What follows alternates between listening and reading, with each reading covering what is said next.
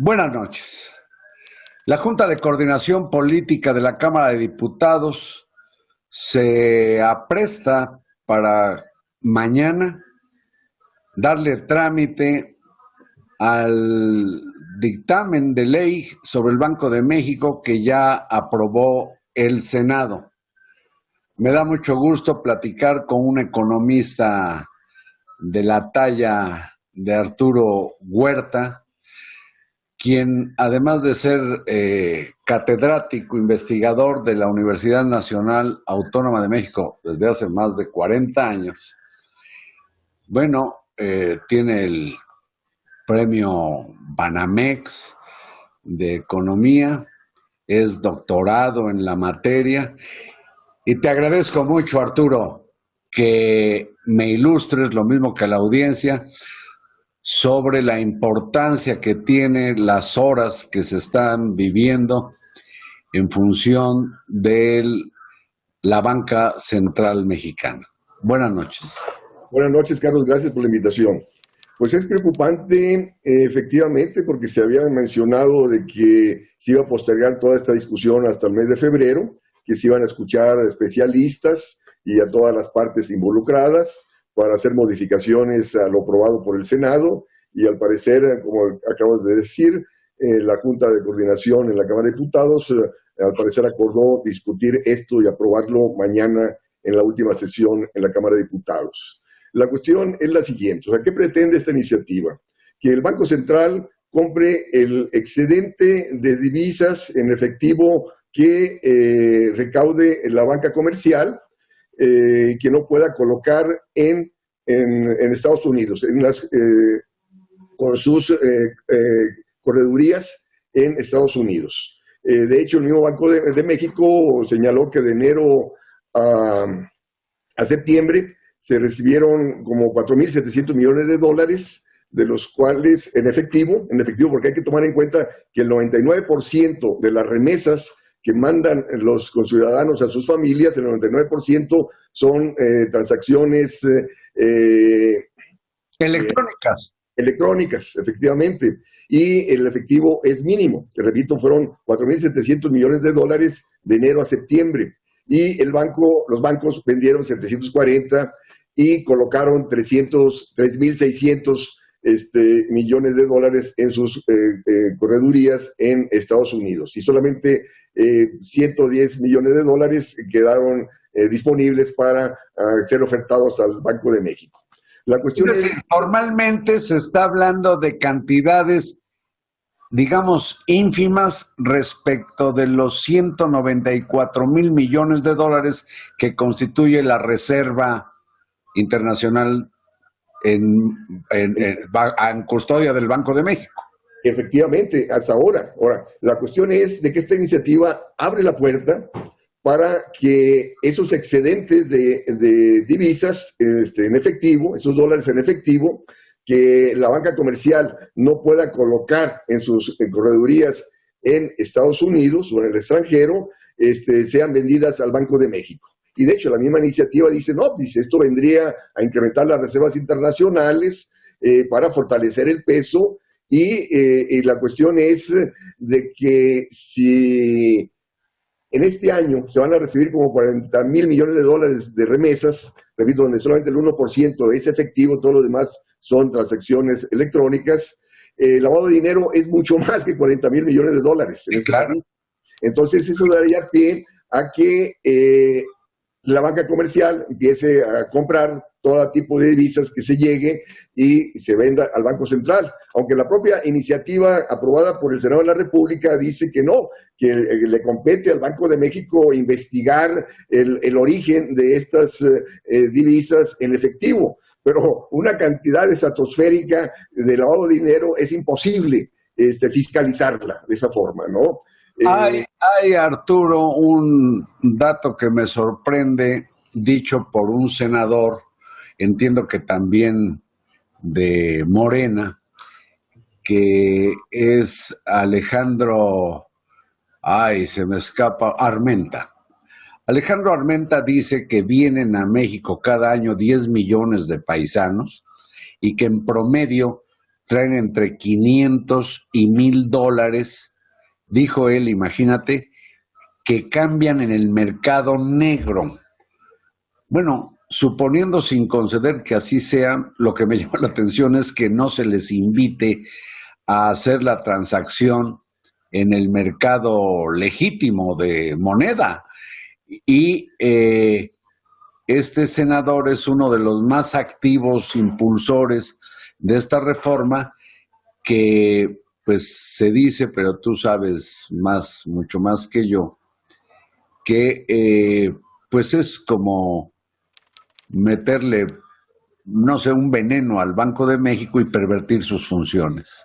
Sí, porque la cuestión es la siguiente, el mismo Banco de México tiene razón al decir que si ellos compran este excedente de divisas en efectivo y si incrementan las reservas a través de ello, pues lógico van a ser sancionadas por los organismos financieros internacionales, de que tú no puedes incrementar las reservas internacionales con lavado de dinero, sería sancionado totalmente el Banco de México. Y luego también, si aumentan las reservas internacionales, ¿qué pasa? Se abarata más el dólar. Y se abarata el precio de los productos que nosotros compramos del exterior. Y eso llevaría a perder competitividad a la producción nacional.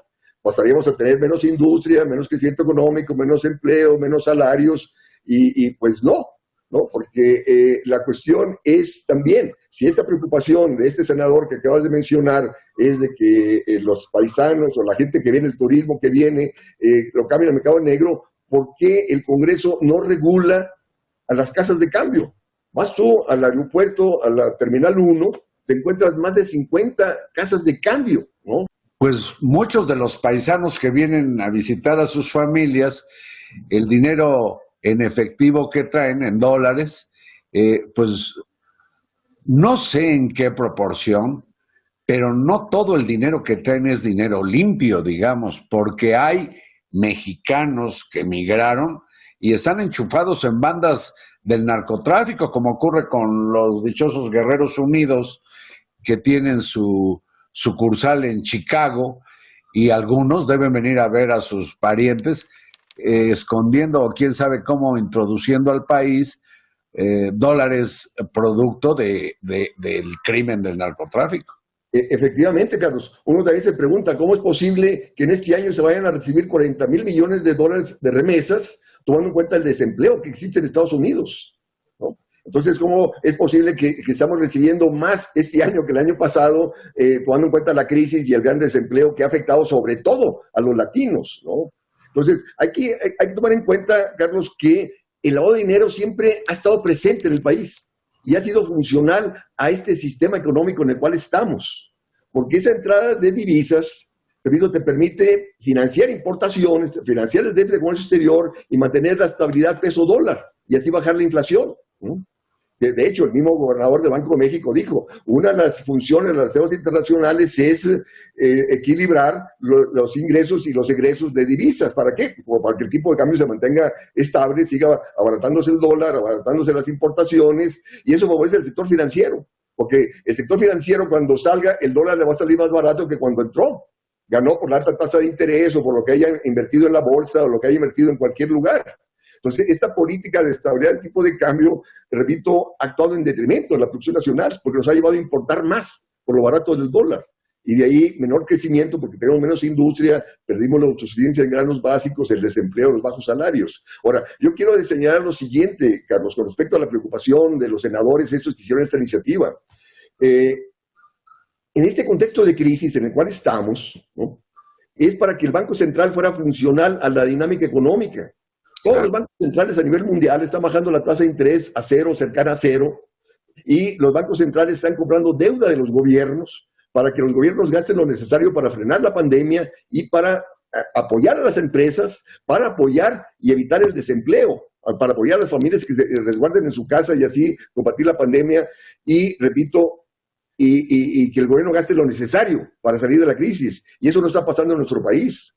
De hecho, el mismo senador Monreal, en la defensa de su iniciativa, dijo, violar la autonomía del Banco de México es obligarle a que compre deuda directa del gobierno y eso no lo estamos haciendo. ¡Qué barbaridad! Pero sí, sabemos que lo ha hecho, por ejemplo, la banca central, el equivalente en Inglaterra. Exactamente. En abril llegaron a un acuerdo donde el Banco Central, que es autónomo, el Banco de Londres es autónomo, acordó con el gobierno comprarle toda la deuda que el gobierno emita y se la va a comprar se la está comprando al 0.1%, ¿no? Y en cambio aquí el Banco de México tiene una tasa de interés de 4.25, justo para que venga el capital financiero, para seguir manteniendo reservas internacionales y la estabilidad del peso dólar, ¿no? Entonces, y además, cuando el gobierno federal insiste en no contraer deuda, pero la deuda en sí sabemos que se ha incrementado. exactamente. Resulta que al no gastar, contrae la actividad económica, contrae el ingreso de las empresas e individuos y termina recaudando menos, porque la recaudación está en función del ingreso de las empresas e individuos. Y si cae el ingreso de las empresas e individuos, el gobierno termina recaudando menos. Yo reprobaría al secretario de Hacienda con esta política económica, ¿no? Qué barbaridad. Tiene que tomar en cuenta que el gasto es el que genera el ingreso, ¿no? Ellos están gastando menos y recaudan menos. Y de ahí cae en el círculo vicioso de que el déficit sigue creciendo el monto de la deuda. Carlos, para pagar la deuda tienes que ver incrementado tu ingreso. Si tu ingreso no crece a nivel de una empresa, una familia, del gobierno, no puedes pagar deuda alguna. No por nada está aumentando la cartera vencida de las familias y de las empresas. Justo porque es una devastación que afecta a todo mundo. Y me sorprende apenas ayer mismo el gobernador del Banco de México y los subgobernadores hablaban, cabildeaban con legisladores para ver si se frenaba esta aprobación que se antoja será en fast track de manera insensata. Yo te quiero pedir, como están todos los días habiendo informaciones sobre este tema, pues Arturo, te quiero comprometer a que mañana volvamos a platicar para ver si hay alguna novedad en la Cámara de Diputados, que tiene, por cierto, la gran oportunidad, siendo una Cámara más bien, pues yo diría de bajo nivel frente a lo que le llaman la Cámara Alta del Senado, pues hoy tiene la oportunidad de reivindicar su razón de ser, modificándole la plana a los senadores. ¿Te parece bien si mañana volvemos a platicar? Sí, y perfecto, y discutiremos sobre las funciones que debe tener el Banco de México y no estas que están proponiendo, ¿no? Te agradezco mucho, Arturo Huerta González, esta conversación. Eres muy amable y nos vemos mañana.